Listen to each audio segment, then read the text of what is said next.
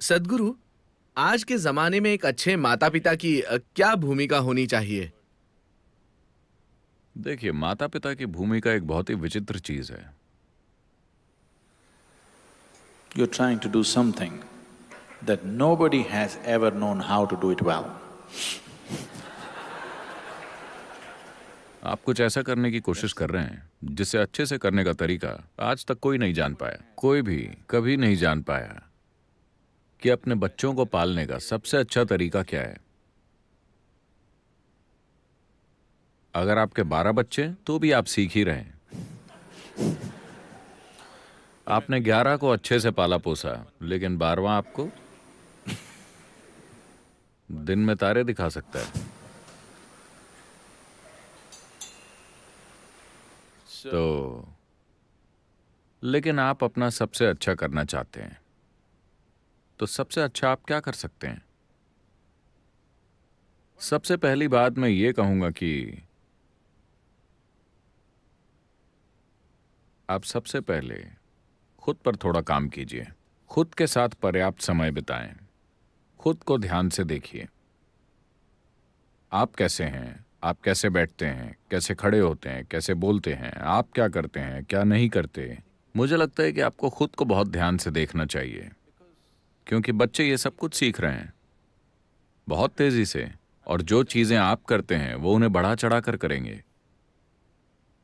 तो सबसे पहली चीज ये है कि कम से कम खुद को वैसा बनाइए जैसा आप होना चाहेंगे।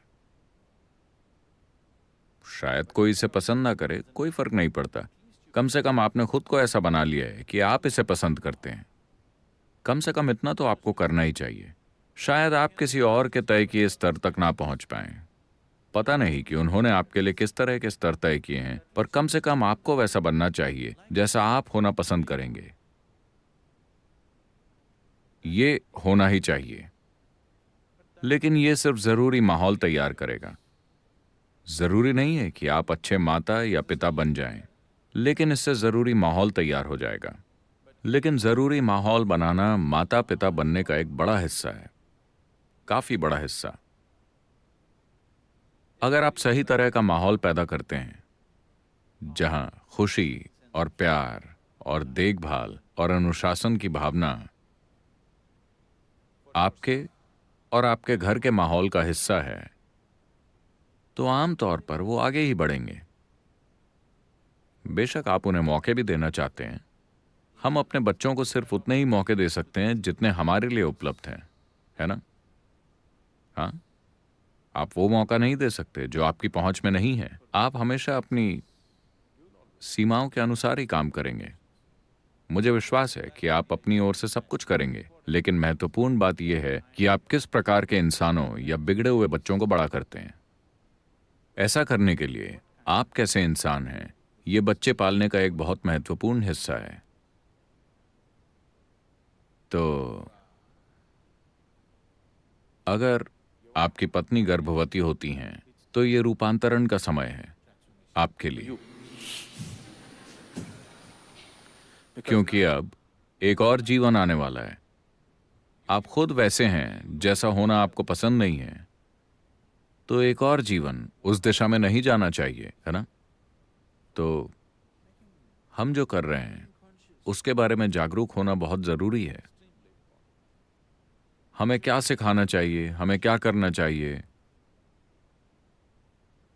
मुझे लगता है कि एक जरूरी बात है जो आपको अपने बच्चों को सिखानी चाहिए, वो है हर चीज के बारे में सवाल पूछना, लेकिन शक के साथ नहीं, जानने की सच्ची चाहत के साथ। सवाल करना एक बीमारी बन सकता है या फिर एक स्वस्थ प्रक्रिया बन सकता है। लोग इसलिए सवाल पूछते हैं क्योंकि उन्हें पहले से ही शक है कि सब कुछ बुरा है। ये एक बीमारी है। लेकिन सवाल का उद्देश्य, सवाल एक ऐसा उपकरण है जो आपको अपनी मौजूदा स्थिति से ज्यादा गहराई में जाने में मदद करता है कि नहीं?